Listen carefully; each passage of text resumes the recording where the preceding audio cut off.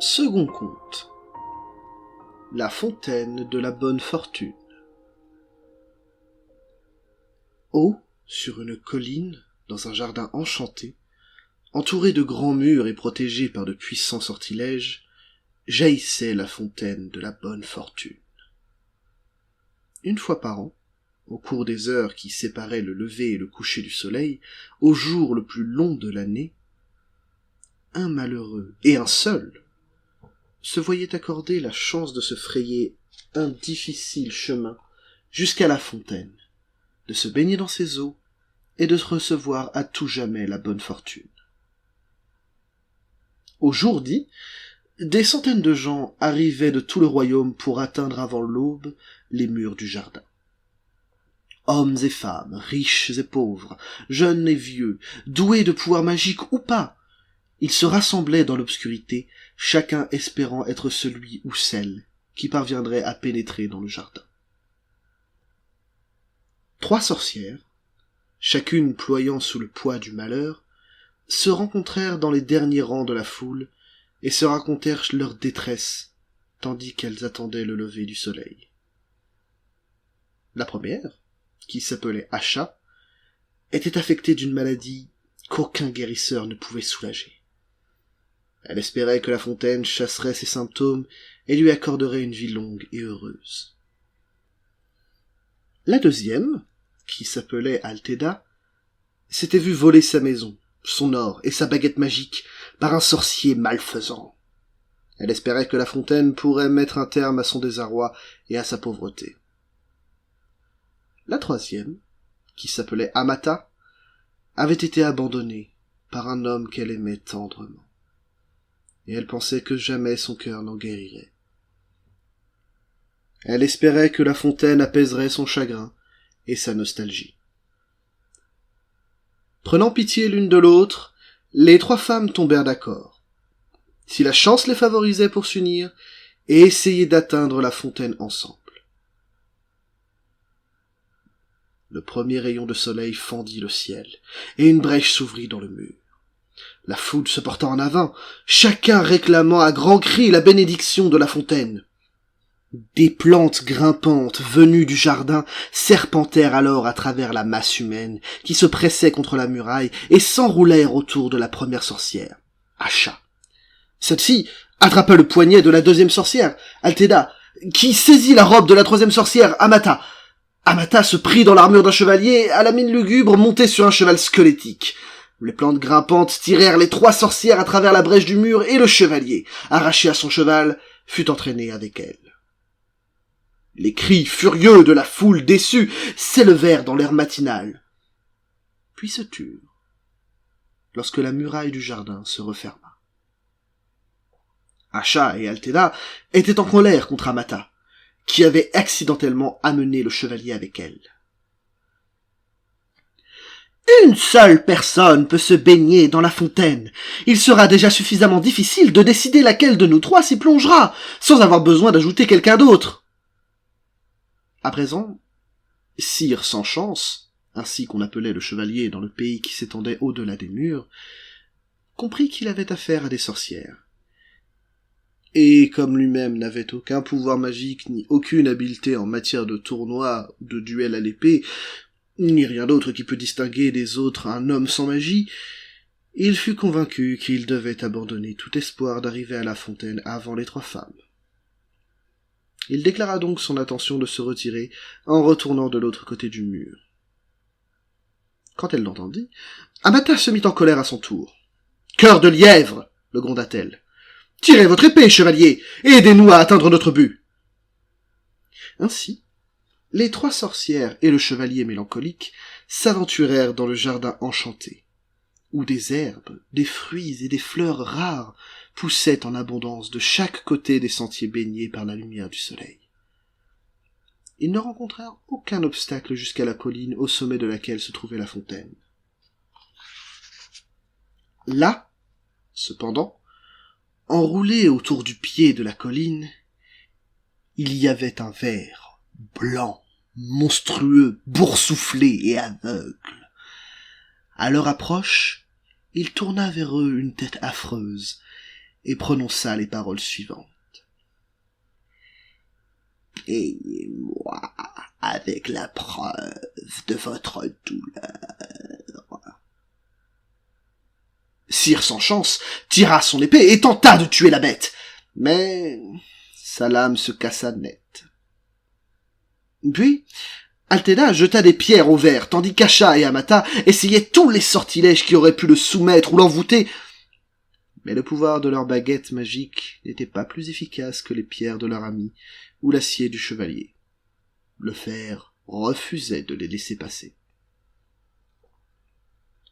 Le soleil s'élevait de plus en plus haut dans le ciel, et Asha, désespéré, se mit à pleurer.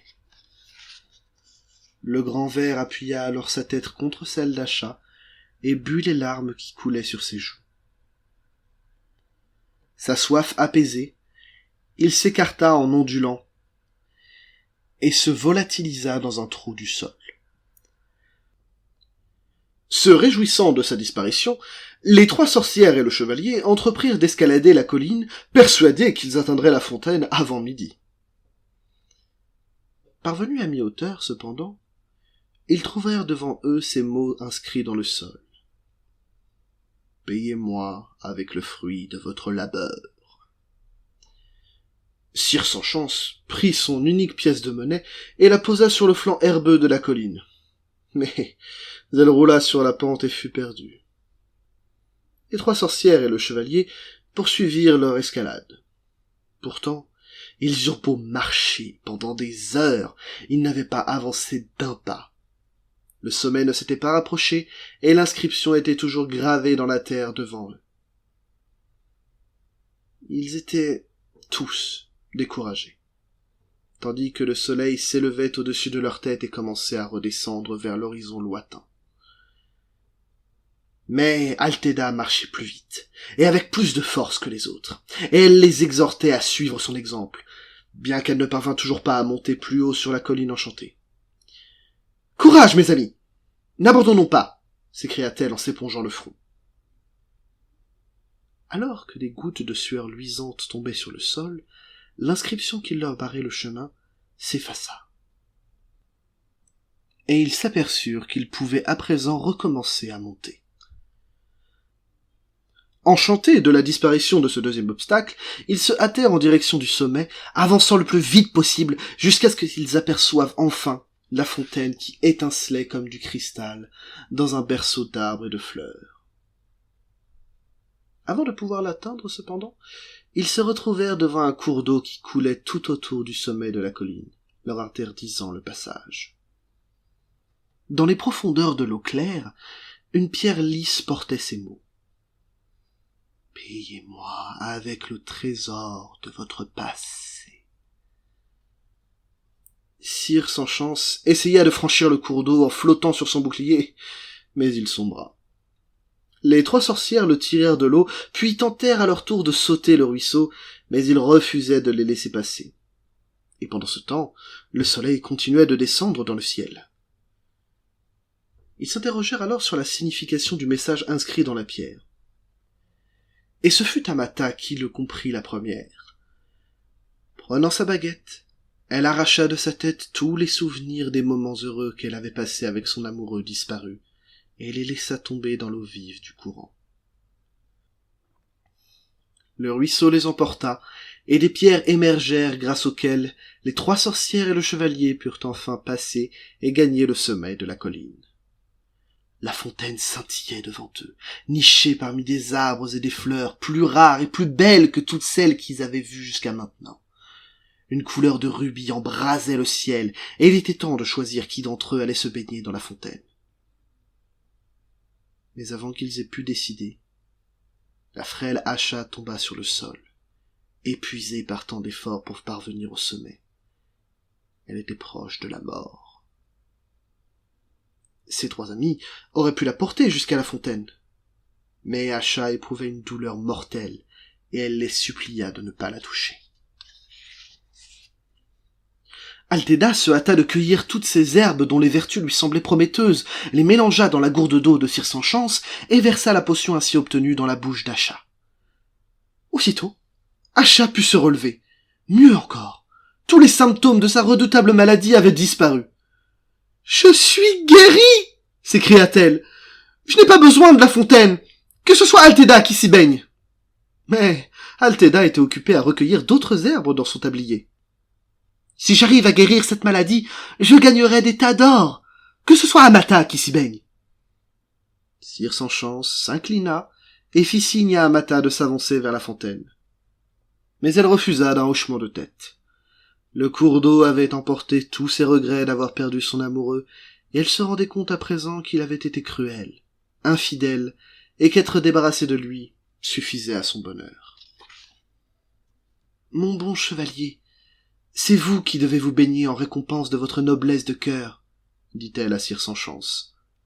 Alors, le chevalier s'avança dans un bruit d'armure, sous les derniers rayons de soleil couchant, et se baigna dans la fontaine de la bonne fortune, stupéfait d'avoir été choisi parmi des centaines d'autres, et étourdi par cette incroyable chance. Tandis que le soleil tombait au-dessous de l'horizon, Sire sans chance émergea de l'eau, auréolé par la gloire de son triomphe, et dans son armure rouillée, il se jeta aux pieds d'Amata, qui était la femme la plus belle et la plus aimable qu'il eût jamais contemplée. Exalté par son succès, il la supplia de lui accorder sa main et son cœur, et Amata, qui n'était pas moins ravie que lui, comprit qu'elle avait trouvé un homme digne de l'une et de l'autre. Les trois sorcières et le chevalier redescendirent la colline ensemble, bras dessus, bras dessous.